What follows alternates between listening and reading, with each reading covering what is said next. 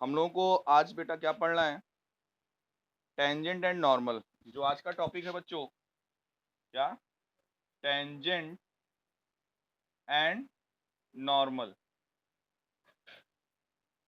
आप में से बहुत सारे लोग टेंजेंट वर्ड से फेमिलियर होंगे। बहुत सारे क्या, इनफैक्ट सभी लोग टेंजेंट वर्ड से फेमिलियर होंगे बच्चों।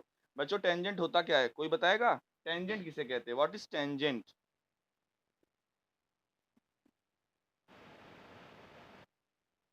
हाँ,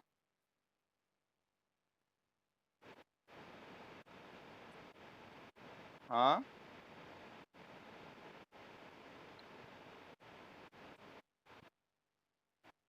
ओके। इन्होंने कहा सर, जो सर्किल का सरकमफियरेंस होता है या सर्किल की जो बाउंड्री होती है, वहां से एक लाइन जो सर्किल को टच करके निकलती है, तो उसको हम क्या बोलते हैं? टेंजेंट बोलते हैं। अब इसमें बेटा आपकी कोई गलती नहीं है, क्योंकि आप लोगों ने केवल टेंजेंट ऑफ अ सर्कल पढ़ा हुआ है 10th क्लास में। लेकिन क्या केवल सर्किल का ही टेंजेंट ड्रॉ हो सकता है और किसी भी कर्व का क्या टेंजेंट नहीं खींचा जा सकता?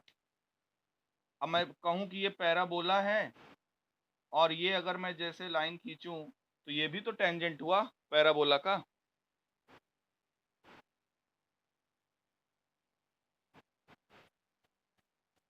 जी हाँ, बिल्कुल। टेंजेंट क्या होता है बेटा? टेंजेंट होता है, टेंजेंट एक लाइन होती है। टेंजेंट बेटा एक लाइन होती है जो किसी कर्व को, टेंजेंट एक लाइन होती है जो किसी कर्व को सिंगल पॉइंट पे, टेंजेंट एक लाइन होती है बेटा जो किसी कर्व को सिंगल पॉइंट पे टच करती हुई निकलती है। कोई भी कर्व हो सकता है, चाहे वो साइन फंक्शन का हो, कॉस फंक्शन का हो, पैराबोला हो, सर्किल हो, कोई भी फंक्शन हो। कोई किसी कर्व को एक पॉइंट पे टच करके कोई लाइन अगर निकल जाए, तो ऐसी लाइन को बेटा क्या कहा जाता है? Tangent of the curve. ठीक है? क्या बोलेंगे हम लोग यहाँ पर? क्या पढ़ेंगे? Tangent of the curve and normal of the curve. दोनों ही हमारे लिए क्या है बेटा? लाइन है। जब भी बोलेंगे टेंजेंट, टेंजेंट क्या है? एक लाइन है। और वो कैसी स्पेशल टाइप ऑफ लाइन है? जो किसी कर्व को केवल टच करके निकल जाती है सिंगल पॉइंट पे। और जिस पॉइंट पे कर्व को टच करके निकलती है, उस पॉइंट को बेटा क्या कहा जाता है? बताइए। Point of contact. ठीक है? जिस पॉइंट पे वो लाइन यानी कि टेंजेंट किसी कर्व को टच करके निकलती है, उसे क्या बोलते हैं? Point of contact. अच्छा बेटा, जैसे ये मान लो पैराबोला है, और एक लाइन मैंने ऐसे ड्रॉ की, तो क्या मैं इसको टेंजेंट बोल सकता हूँ, इस लाइन को? हाँ, क्यों? क्योंकि ये कर्व को दो पॉइंट पर इंटरसेक्ट करके जा रही है, तो ये टेंजेंट नहीं है।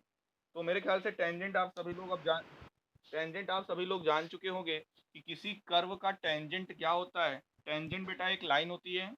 टेंजेंट एक स्ट्रेट टेंजेंट बेटा एक स्ट्रेट लाइन होती है जो किसी कर्व को टेंजेंट एक स्ट्रेट लाइन होती है जो किसी कर्व को सिंगल पॉइंट पे टच करते हुए जाती है। उसको हम लोग क्या बोलते हैं? Tangent of the curve. और जिस पॉइंट पे टच करती है, उस पॉइंट को क्या बोला जाता है? Point of contact. तो ये तो हो गया टेंजेंट की बात। अब आते हैं बच्चों नॉर्मल की बात। नॉर्मल किसे कहते हैं? नॉर्मल भी बेटा एक लाइन होती है, स्ट्रेट लाइन होती है। कोई बताएगा नॉर्मल होगा क्या? जैसे ये कर्व है, यहाँ पर अगर ये टेंजेंट हमने बोला, तो नॉर्मल क्या होगा? यस यस यस, बिल्कुल। जो टेंजेंट होता है वो क्या होता है? उससे 90 डिग्री पर एक लाइन आप ड्रॉ करो, यानी हम ये कह सकते हैं कि टेंजेंट और नॉर्मल, हम इसको क्या कह रहे हैं? नॉर्मल। टेंजेंट और नॉर्मल आपस में क्या होते हैं? परपेंडिकुलर होते हैं, यानी इनकी इन दोनों लाइन के बीच का एंगल बेटा क्या होता है? 90 डिग्री होता है। पॉइंट ऑफ कांटेक्ट दोनों के लिए सेम होता है, यानी पॉइंट ऑफ कांटेक्ट से होकर ही नॉर्मल हमेशा जाता है। यानी ये पॉइंट दोनों में कॉमन होगा, नॉर्मल के लिए भी और टेंजेंट के लिए भी। अच्छा, तो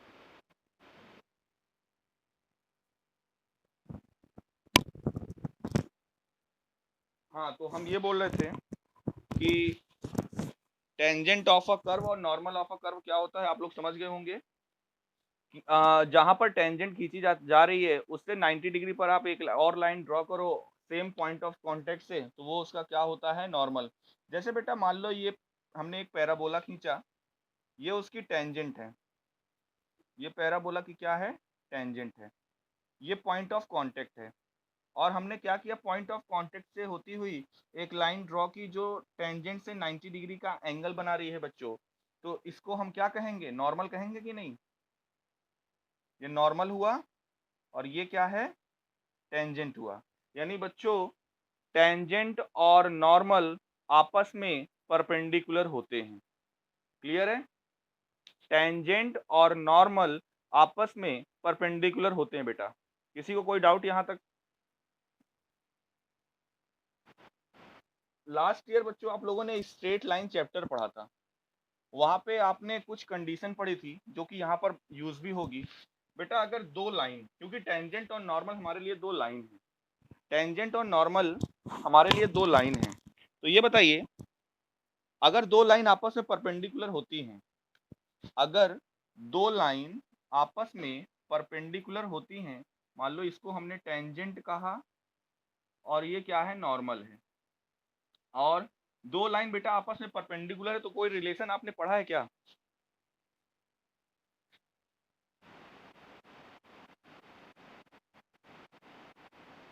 यस, अगर दो लाइन आपस में, हाँ, अगर दो लाइन परपेंडिकुलर हैं तो उन दोनों लाइन का जो स्लोप होगा, मान लो टेंजेंट का स्लोप है m1, मान लो टेंजेंट का स्लोप है m1 और नॉर्मल का स्लोप है m2, तो दोनों लाइन के स्लोप का जो प्रोडक्ट होगा वो -1 के इक्वल होता है। आपने ये दो लाइन के लिए पढ़ा हुआ है, दो लाइन अगर आपस में परपेंडिकुलर होते हैं तो उनकी स्लोप का जो प्रोडक्ट होता है वो -1 के इक्वल होता है।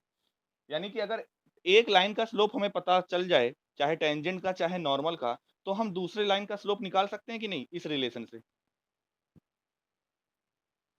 बताइए। इसी तरह से एक कंडीशन बच्चों, आप एक कंडीशन आपने और पढ़ी हुई है, अगर अगर दो लाइन आपस में पैरेलल हैं, अगर दो लाइन आपस में पैरेलल हैं बच्चों, तो उनके स्लोप्स या उनके ग्रेडियंट्स के बीच में क्या रिलेशन होता है? मान लो इस लाइन का स्लोप m1 है, इस लाइन का स्लोप m2 है, तो हम कब कहें, कब ये, अगर ये दोनों लाइन आपस में पैरेलल हैं तो हाँ, बिल्कुल सही बोला आपने। बिल्कुल m1 इक्वल्स टू m2, यानी कि दो लाइन अगर पैरेलल हैं तो दोनों का स्लोप क्या होगा, इक्वल होगा। ऐसे बहुत सारे क्वेश्चन है बच्चों, ये रिलेशन आपको ज्यादा मिलेगा पैरेलल वाला। बोल दिया जाएगा कि टेंजेंट इस लाइन के पैरेलल है, एक लाइन का इक्वेशन दे दिया जाएगा और बोला जाएगा कि इस कर्व का जो टेंजेंट है इस गिवन लाइन के पैरेलल है, तो हम क्या करेंगे, गिवन लाइन का स्लोप निकालेंगे, जो गिवन लाइन का स्लोप आएगा वही उस कर्व के टेंजेंट का स्लोप होगा। तो आप ध्यान रखिएगा, दो लाइन अगर पैरेलल हैं तो दोनों का स्लोप क्या होता है, इक्वल। दो लाइन अगर आपस में परपेंडिकुलर हैं तो उनके स्लोप का प्रोडक्ट -1 के इक्वल होता है। ये आपने लास्ट ईयर पढ़ा हुआ है। यहाँ तक किसी को कोई डाउट? क्यों बच्चों, कोई डाउट यहाँ तक किसी को? ओके, अब आते हैं इक्वेशन पे। इक्वेशन ऑफ टेंजेंट, क्या, इक्वेशन ऑफ टेंजेंट, ये फार्मूला है, आप लोग लिख लीजिएगा, पढ़ा हुआ है आपने, बट ये दूसरा फॉर्म है, बस का डेरिवेटिव के फॉर्म में लिखना है। Equation of tangent, straight line chapter में इस लाइन का इक्वेशन निकालना आपने बहुत सारे फॉर्म में सीखा हुआ है, चाहे वो पॉइंट स्लोप फॉर्म हो, पॉइंट टू पॉइंट फॉर्म हो, इंटरसेप्ट फॉर्म हो, बहुत सारे फॉर्म में आपने स्ट्रेट लाइन का इक्वेशन निकालना सीखा हुआ है। अब इक्वेशन ऑफ टेंजेंट होता क्या है बेटा, अगर कोई कर्व दिया गया है, मान लो ये कर्व है, ये उसका पॉइंट ऑफ कांटेक्ट है, ये उसकी टेंजेंट है, जिस पॉइंट पे लाइन टच कर रही है उसको, उस पॉइंट के कोऑर्डिनेट को हमने मान लिया x1 y1, और ये कोई कर्व है। तो जैसे ये कर्व है, पॉइंट ऑफ कांटेक्ट का कोऑर्डिनेट हमने माना x1 y1, ये टेंजेंट है, तो इक्वेशन ऑफ टेंजेंट का फार्मूला क्या होता है बेटा, y minus y1 equals to m into x minus x1। आपने ये फार्मूला पढ़ा होगा स्ट्रेट लाइन के चैप्टर में, पॉइंट स्लोप फॉर्म, मैंने ही पढ़ाया है लास्ट ईयर, तो कोई ये कह नहीं सकता कि नहीं सर नहीं पढ़े। पॉइंट स्लोप फॉर्म आपने लास्ट ईयर पढ़ा था कि नहीं, equation of line in point slope form, मतलब आपको एक पॉइंट पता हो और स्लोप पता हो तो आप लाइन का इक्वेशन लिख सकते हो, और ये इक्वेशन भी आप लोगों ने पढ़ा होगा। y minus y one equals to m into x minus x one. ये फार्मूला पढ़ा है कि नहीं इक्वेशन ऑफ लाइन में? अब देखिए x1 और y1 आपको क्वेश्चन में गिवन रहेगा, नहीं गिवन रहेगा तो हम उसको निकाल सकते हैं। तो x1 y1 है क्या? जहां पर x1 y1 क्या है बेटा? पॉइंट ऑफ कांटेक्ट है। यहाँ पर दो चीजें अननोन है, दो चीज पता चल जाए तो इक्वेशन आ जाएगा। क्या? एक पता चल जाए पॉइंट, पॉइंट का कोऑर्डिनेट, पॉइंट क्या? x1 y1। और ये जो पॉइंट x1 y1 यहाँ पर यूज हो रहा है, ये क्या है बेटा? Point of contact. ये कर्व का क्या है? Point of contact. एक और चीज यूज हुई है। अब कहोगे सर ये पूरा स्ट्रेट लाइन की तरह है तो फिर अलग क्या है इसमें? यहाँ पर जो थोड़ा सा अलग यूज हम लोग करेंगे, जो अलग है बेटा, वो हमारे लिए m है। यहाँ पर हमने m भी यूज किया है, वेयर m इज, m को हम क्या बोलते हैं? ग्रेडियंट या स्लोप। तो यहाँ पर जो m होगा बेटा वो क्या होगा? dy by dx at x1 comma y1। ये ध्यान दीजिएगा, m क्या है? m is the slope of the tangent. m हमने बताया हुआ है स्टार्टिंग में ही एप्लीकेशन ऑफ डेरिवेटिव में। m क्या है? m यहाँ पर बेटा क्या है? dy बाई dx है। और ये क्या लिखा हुआ, इसको कैसे पढ़ते हैं? m equals to dy by dx at x1 comma y1। मतलब जो कर्व दिया जाएगा उसको आप डिफरेंशिएट करेंगे, और जो पॉइंट ऑफ कांटेक्ट आया है उसको, अब ये जो लिखा हुआ है आरएचएस में, ये दिख रहा है dy बाई dx, इसको, ये जो लाइन हमने ड्रॉ की इसको बोलते हैं एट। इसको क्या पढ़ते हैं? dy by dx at x1 comma y1। इसका मतलब क्या है कि आप किसी फंक्शन का डेरिवेटिव निकालोगे, यानी dy बाई dx निकालोगे, और जो dy बाई dx आया उसमें x1 और y1 यानी जो पॉइंट ऑफ कांटेक्ट होगा उसकी वैल्यू हम क्या करेंगे बेटा? पुट कर देंगे, तो m की वैल्यू आ जाएगी। और फिर जब m की वैल्यू आ गई, पॉइंट ऑफ कांटेक्ट आपको पता ही है, तो आप यहाँ पर रख दोगे, इक्वेशन आ जाएगी। किसी को कुछ पूछना हो यहाँ तक तो पूछ सकते हो। क्यों बेटा, कुछ पूछना है किसी को? बोलिए। ओके। अब देखिए ये तो हो गया इक्वेशन ऑफ टेंजेंट का formula, y minus y one equals to m into x minus x one, जहाँ पर m क्या है? m है स्लोप। और m कैसे निकाला जाएगा? dy by dx at x1 comma y1। और x1 और y1 क्या है? पॉइंट ऑफ कांटेक्ट है कर्व का। अब आते हैं इक्वेशन ऑफ नॉर्मल पे बेटा। क्या? Equation of normal. चलिए लिखते हैं इक्वेशन ऑफ नॉर्मल। अब ये अगर ये टेंजेंट है, इस कर्व में अगर हम नॉर्मल ड्रॉ करें तो ये उसका क्या होगा? नॉर्मल होगा, जो कि इससे 90 डिग्री पर है। अब यही चीज इक्वेशन ऑफ टेंजेंट की जगह पे हमको क्या लिखना है? मान लीजिए इक्वेशन ऑफ नॉर्मल, तो फार्मूला आप चाहो तो वही भी लिख सकते हो, y माइनस वाई वन, और यहाँ पर बेटा क्या हो जाएगा? Minus one upon m x minus x one. क्या चेंज है बेटा? इक्वेशन ऑफ टेंजेंट और इक्वेशन ऑफ नॉर्मल में कुछ चेंज है क्या? हाँ, वहां पे जब हम टेंजेंट का इक्वेशन लिखे थे तो वहां पे हमने यहाँ पर क्या लिखा हुआ था? m लिखा था। और जब नॉर्मल का इक्वेशन लिख रहे हैं वहां पर क्या लिख रहे हैं? Minus one upon m. क्यों? क्योंकि टेंजेंट और नॉर्मल आपस में क्या होते हैं? परपेंडिकुलर होते हैं। और अगर टेंजेंट का स्लोप m है और हमें पता है कि m1 one into m two equals to minus one होता है, तो यहाँ से अगर m1 m है तो m2 equals to minus one, तो m2 यानी कि स्लोप ऑफ नॉर्मल बेटा क्या होगा? माइनस वन अपॉन m होगा कि नहीं? समझ में आ रहा है सभी को ना? तो ये हो जाएगा equation of normal, y minus y one equals to minus one upon m x minus x one. यानी कि करना पूरा वही है, कुछ आपके लिए अलग नहीं है। थोड़ा सा और, हाँ, एक स्टेप और आगे आप कह सकते हो m की वैल्यू वही, यहाँ पर ये जो m यूज हुआ है ये m वही है जो हमने पीछे लिखा हुआ था। आप क्या करेंगे? m निकालेंगे। m मतलब ये स्लोप ऑफ टेंजेंट होता है, dy by dx at x1 comma y1।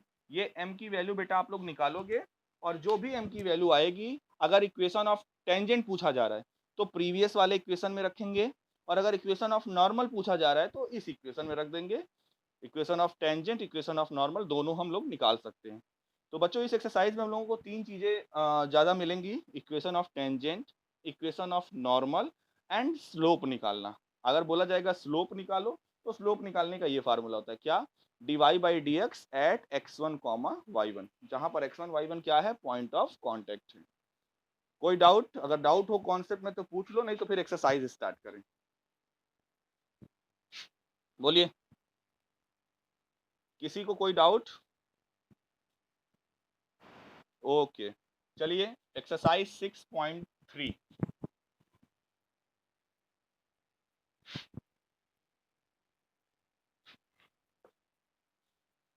Starting के बेटा कुछ क्वेश्चन एक्सरसाइज 6.3 में, एक स्टार्टिंग के कुछ क्वेश्चन केवल स्लोप निकालने के लिए है, तो एक दो क्वेश्चन हम बता देंगे, बाकी आप लोग करिएगा। तो चलिए करते हैं क्वेश्चन नंबर 2।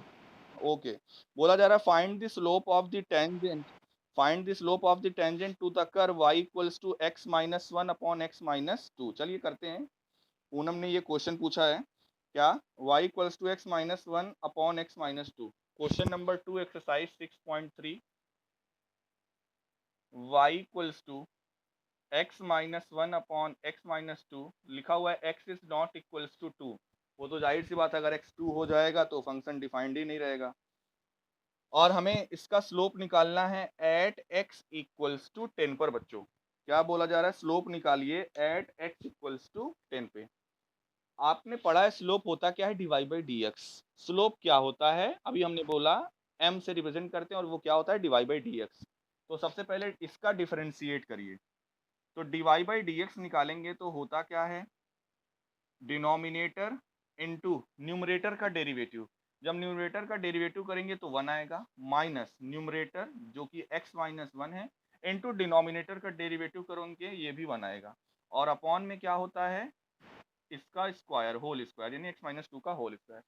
अब देखिए बच्चों, इसको थोड़ा सा सिंप्लीफाई कर दीजिए, न्यूमरेटर को x minus 2 minus x plus 1, और अपॉन में x माइनस 2 का होल स्क्वायर। x से x कैंसिल हो जाएगा, finally Dibai by d x क्या आ गया बच्चों, माइनस 1 अपॉन एक्स माइनस 2 का होल स्क्वायर। यहां तक किसी को कोई डाउट? बोलिए। अच्छा, अब बोला क्या जा रहा है, हमको स्लोप निकालना है एट x इक्वल्स टू 10 पर। बेटा मैंने कहा था कि m जो होता है वो होता है d y by d x at x1 comma y1 पे। अब जरा ध्यान से देखिए, जो RHS आपके सामने है, यहाँ पर क्या कोई y वाला टर्म है, कोई y वेरिएबल है? नहीं है। तो ये हो जाएगा d y by d x at x equals to 10 equals to minus 1 upon x की जगह पे आप 10 पुट कर दीजिए, तो 10 माइनस 2 करोगे तो 8 आएगा, और 8 का स्क्वायर क्या हो जाएगा, 64। यानी m की वैल्यू अब क्या आ गई, माइनस 1 अपॉन 64। यही हो गया आपका आंसर। आया समझ में? कुछ नहीं किया हमने, डिवाई बाई डी एक्स निकाला, जो डिवाई बाई डी एक्स आया उसमें हमने x की वैल्यू रख दी, क्योंकि हमसे बोला जा रहा था find the slope at x equals to 10। तो डिवाई बाई डी एक्स ये आ गया, एट x इक्वल्स टू 10 का मतलब है x की जगह पे 10 पुट कर दो। x की जगह पे 10 हमने पुट कर दिया, आया माइनस 1/64। क्लियर?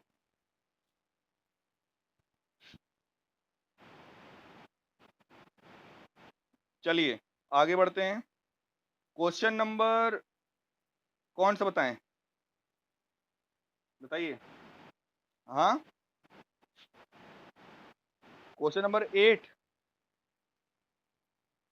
क्यों, क्वेश्चन नंबर 8? ओके चलिए 5। चलो अच्छा, 5 भी बता दे रहे हैं, 8 भी बता दे रहे हैं। क्वेश्चन नंबर 5 पहले देख लो, फिर उसके बाद क्वेश्चन नंबर 8 देख लेना।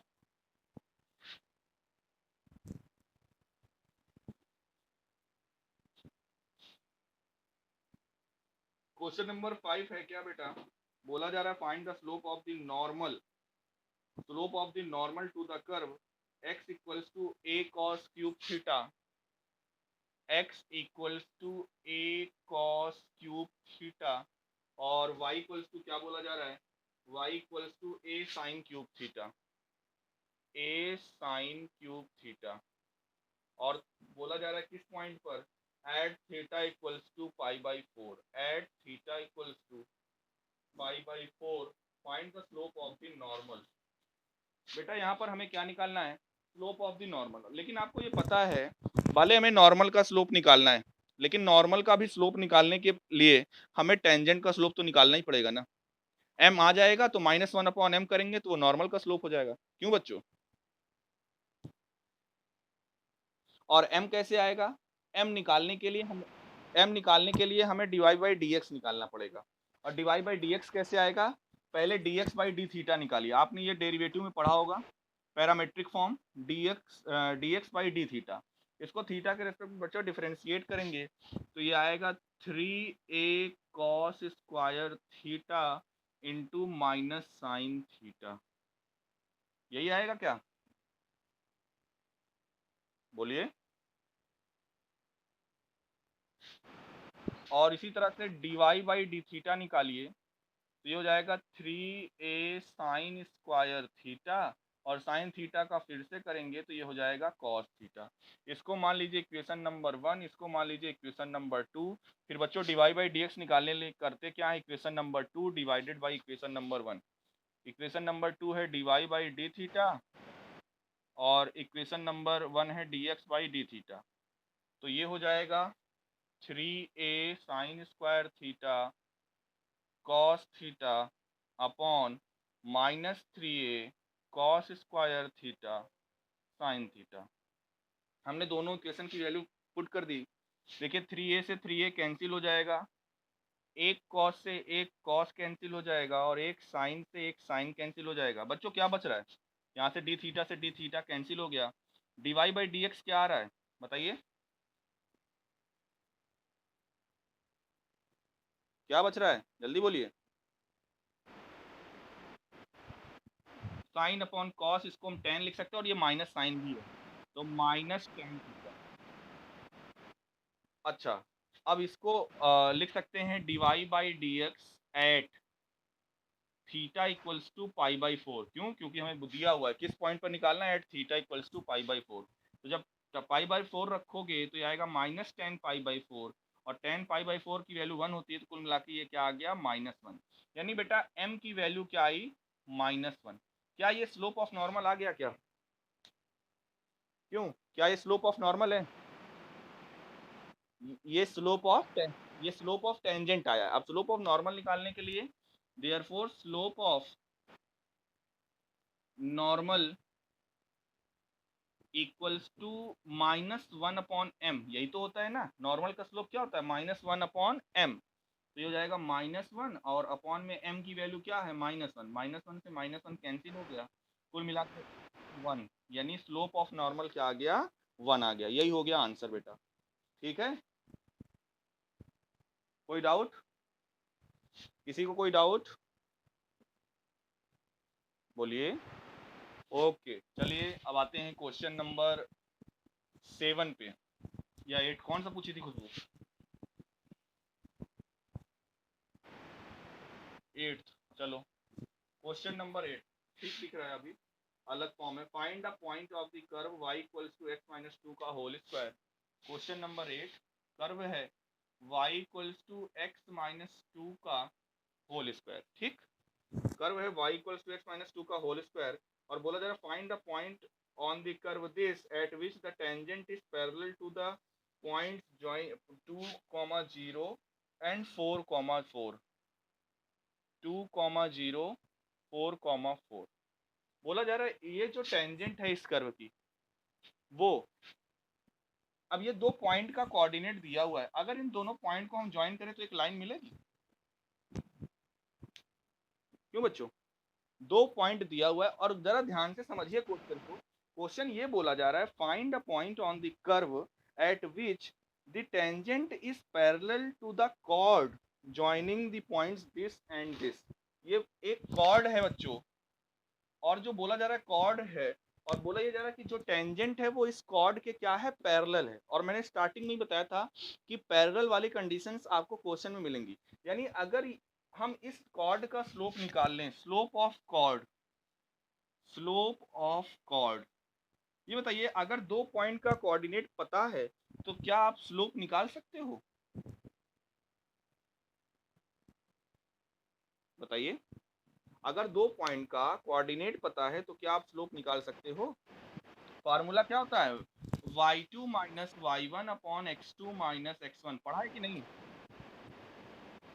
ये फार्मूला पढ़ा है कि नहीं बेटा? तो अब रखिए, वैल्यू पुट करते हैं।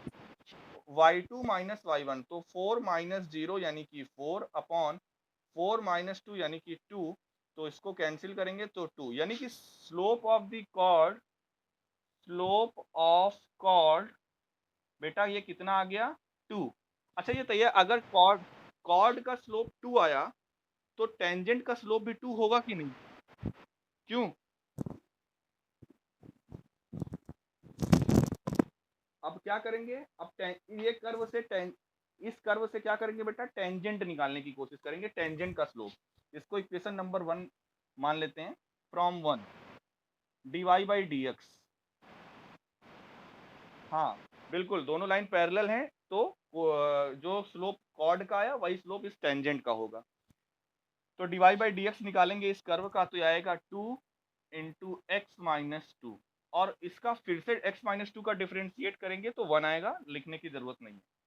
अब बच्चों हमसे क्वेश्चन में ये बोला जा रहा है कि आप पॉइंट ऑफ कांटेक्ट निकालिए। क्या निकालिए? पॉइंट ऑफ कांटेक्ट इस कर्व का। मान लो ये कर्व कुछ इस टाइप का है, अभी हमको एग्जैक्टली पता नहीं, हमको मतलब ही नहीं, हम रफ स्केच बनाते हैं किसी कर्व का। मान लो बेटा ये कर्व ये है, ये हुआ पॉइंट ऑफ कांटेक्ट और ये हुआ टेंजेंट। तो लेट, स्टार्टिंग में आप चाहे मान लीजिए, लेट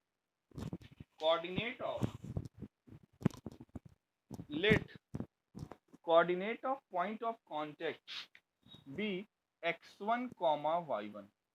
हमने बेटा क्या किया? पॉइंट ऑफ कांटेक्ट के कोऑर्डिनेट को हमने क्या मान लिया? x1 y1। तो ये जो टेंजेंट का स्लोप आया है, अभी इसको एट x1 y1 अभी हमने किया नहीं है, तो ये हो जाएगा dy by d x at x1 y1 equals to, ये हो जाएगा 2, और x की जगह पे क्या पुट कर देंगे? x1 माइनस 2, यानी कि ये जो आया स्लोप ऑफ टेंजेंट वो बच्चों क्या आया? Equals to 2 into x1 minus 2। इसको मान लो इक्वेशन नंबर 2, इसको मान लो इक्वेशन नंबर 3। बच्चों इक्वेशन नंबर 2 और 3 अगर आपको दिख रहा हो तो क्या ये दोनों इक्वल हैं? इक्वेशन नंबर 2 और इक्वेशन नंबर 3 बताइए।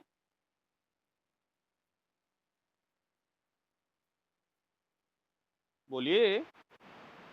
इक्वल है। क्यों इक्वल है? क्योंकि इक्वेशन नंबर 2 जो है वो कॉर्ड का स्लोप है, और इक्वेशन नंबर 3 जो है वो टेंजेंट का स्लोप है, और बोला जा रहा है कॉर्ड और टेंजेंट आपस में पैरेलल हैं, और दो लाइन अगर पैरेलल होती तो उनके स्लोप इक्वल होते हैं। तो क्या लिखेंगे? सीधा by equation number 2 and equation number 3। क्या लिखेंगे बच्चों? By equation number 2 and 3। Equation number 3 में है 2 into x one minus two equals to, यहाँ से m की वैल्यू क्या आई है? 2। ये 2 से ये 2 कैंसिल हो गया, x1 माइनस 2 इक्वल्स टू 1 आया, तो x1 इक्वल्स टू बेटा क्या आ जाएगा? 3 आ जाएगा। x1 की वैल्यू क्या आ गई? 3 आ गई। यहां तक कोई प्रॉब्लम किसी को? अब देखिएगा, आगे ध्यान से समझिएगा। अब बेटा ये बताइए, जो पॉइंट ऑफ कांटेक्ट दिया हुआ है x1 y1, जो कि हमने एज्यूम किया हमें निकालना भी है, क्या ये कर्व के इक्वेशन को सेटिस्फाई करेगा? Since point of contact lies on the curve, और मैंने बेटा ये आपको पहले भी बताया हुआ है कई बार कि अगर कोई पॉइंट किसी कर्व के सरफेस पे लाई कर रहा है, अगर कोई पॉइंट किसी कर्व के सरफेस पे लाई कर रहा है तो वो उसके इक्वेशन को सेटिस्फाई करेगा कि नहीं? तो since point of contact lies on the curve therefore, अब क्या करेंगे? x1 y1 को इस पे सेटिस्फाई कराएंगे, तो y हो जाएगा y1 इक्वल्स टू x हो जाएगा x1 माइनस 2 का होल स्क्वायर। अब क्या करेंगे? x1 की वैल्यू बेटा हम निकाल चुके हैं 3। पुट x1 इक्वल्स टू 3, जब यहाँ पर x1 की जगह पे 3 पुट करेंगे तो ये हो जाएगा y1 इक्वल्स टू 3 माइनस 2 बेटा 1 आएगा, और 1 का स्क्वायर करेंगे तो 1 आएगा। यानी x1 की वैल्यू 3 आई, y1 की value 1 I, therefore point of contact का जो कोऑर्डिनेट होगा, जो कि रिक्वायर्ड था, जो कि हमसे पूछा जा रहा था, वो क्या होगा 3,1। और यही तो हमने माना था, x1 y1 point of contact बेटा हमने माना था। x1 की वैल्यू 3 आ गई, y1 की वैल्यू 1 आ गई, तो पॉइंट ऑफ कांटेक्ट क्या हो गया 3,1। कहाँ पे डाउट है पूछिए, पूछिए किसी को कहीं पे कोई समस्या। खुशबू, वेरी गुड। बट बेटा अगर एक दो क्वेश्चन आप सही से समझ लोगे ना तो कोई दिक्कत आएगी नहीं, क्योंकि सब सेम पैटर्न पे ही है। ऐसा नहीं है कि हाँ बहुत अलग पैटर्न पे है, आपको बहुत ज्यादा कुछ करने की जरूरत है। तो और कोई क्वेश्चन, और कोई क्वेश्चन? हाँ तो ठीक है, आप लोग सॉल्व करिएगा बेटा। इसमें से 6 से 8 नंबर के क्वेश्चन आते हैं इस चैप्टर से, एप्लीकेशन ऑफ डेरिवेटिव से। एप्लीकेशन ऑफ डेरिवेटिव से 6 से 8 नंबर के क्वेश्चन आते हैं। और इसमें जो इसके जस्ट बाद जो हमारा लास्ट टॉपिक होगा मैक्सिमा एंड मिनिमा, उससे लॉन्ग में क्वेश्चंस अधिकतर आते हैं। मिडिल सेक्शन में टेंजेंट और नॉर्मल से क्वेश्चन आते हैं। इंक्रीजिंग एंड डिक्रीजिंग फंक्शन कहो, टेंजेंट एंड नॉर्मल कहो, या मैक्सिमा एंड मिनिमा कहो, बेटा तीनों ही पॉइंट से बोर्ड में क्वेश्चंस आते हैं। तीनों ही पॉइंट से, मैक्सिमा मिनिमा से भी, टेंजेंट एंड नॉर्मल से भी, और जो इससे पहले हम लोग पढ़ चुके हैं इंक्रीजिंग एंड डिक्रीजिंग फंक्शन से भी, तीनों ही टाइप से क्वेश्चन आते हैं।